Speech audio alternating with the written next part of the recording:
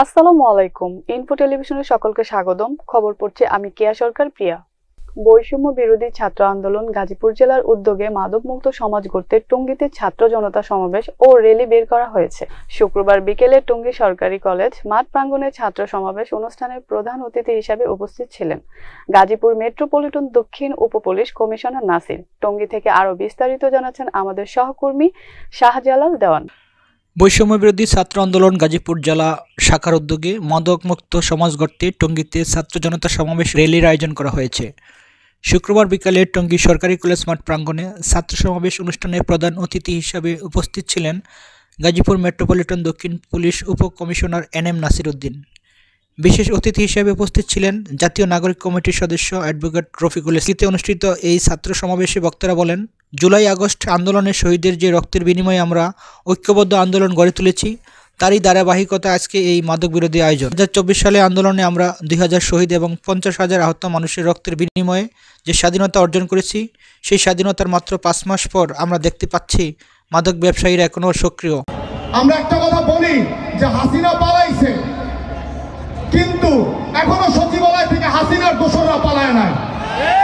এই ফেসিবাদ হাসিনাকে আমরা হটাতে পারছি, তার স্বৈর শাসকদেরকেও আমরা হটাতে পারবো। সমাবেশে বক্তারা বলেন, জুলাই আগস্ট আওয়ামী লীগ সরকার যেমন নিরীহ ছাত্র জনতাকে হত্যা করেছে, তাদের হত্যার বিচার আজও হয়নি।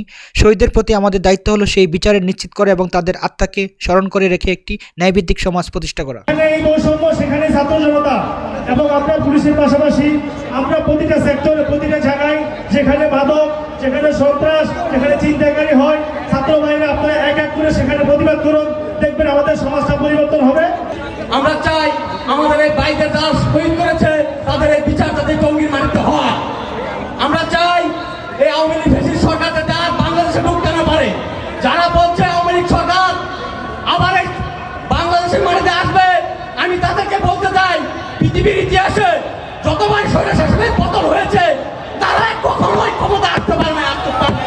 গাজীপুরের মানুষ যেন 2024 সালের শহীদদের আত্মত্যাগ ভুলে না যায়, সেজন্য শহরের BRT প্রকল্পের ফ্লাইওভারগুলো শহীদদের নামে নামকরণ করার দাবি জানান। পুলিশ উপকমিশনার NM নাসির উদ্দিন তার বক্তব্য বলেন, পুলিশকে রাষ্ট্রের সকল কাজে ব্যবহার করা উচিত নয়। গত 17 বছর ধরে পুলিশকে একটি লাঠিয়াল বাহিনী হিসেবে ব্যবহার করা হয়েছে। অপরাধের মূল হচ্ছে এই মাদক।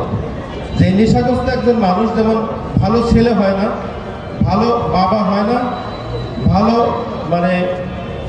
স্বামী হয় না, সে যেমন পরিবারের বোঝা, পরিবারে অশান্তি তৈরি করে, তেমনি সমাজের বোঝা, রাষ্ট্রের বোঝা। এই সমাজকে পরিবর্তনের যে ধারা জুলাই আগস্ট বিপ্লবের আন্দোলনের মাধ্যমে শুরু হয়েছে,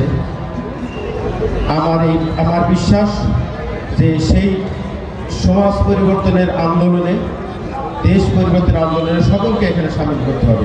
ছাত্র জনতা সমাবেশ অনুষ্ঠানে আর উপস্থিত ছিলেন বৈষম্য বিরোধী ছাত্র আন্দোলন গাজীপুর জেলা আহ্বায়ক আব্দুল্লাহ আল মহিন, সদস্য সচিব মহসিন উদ্দিন, যুগ্ম আহ্বায়ক মোজাম্মেল হক, আকাশ ঘোষ, নাবিল আল ওয়াহিদ, মুখ্য সংগঠক সাইফুল ইসলাম আকাশ, মুখপাত্র বশির আহমেদ অপু, বৈষম্য বিরোধী ছাত্র সংগঠনের নেতৃবৃন্দ। আলোচনা সভা শেষে Shahid Shakil mini cricket tournament champion ও রানার্স আপ দলের মাঝে পুরস্কার বিতরণ করা হয়। সমাবেশ শেষে ঢাকা ময়মনসিংহ মহাসড়কে একটি প্রতিবাদী র্যালি অনুষ্ঠিত হয়। র্যালিতে অংশগ্রহণকারী আওয়ামী লীগ সরকারের বর্বরতার বিরুদ্ধে এবং শহীদদের স্মরণে বিভিন্ন প্রতিবাদী স্লোগান দেয়। টঙ্গী থেকে শাহজালাল দেওয়ান, ইনফো টেলিভিশন। এতক্ষণ ইনফো টেলিভিশনের সাথে থাকার জন্য ধন্যবাদ।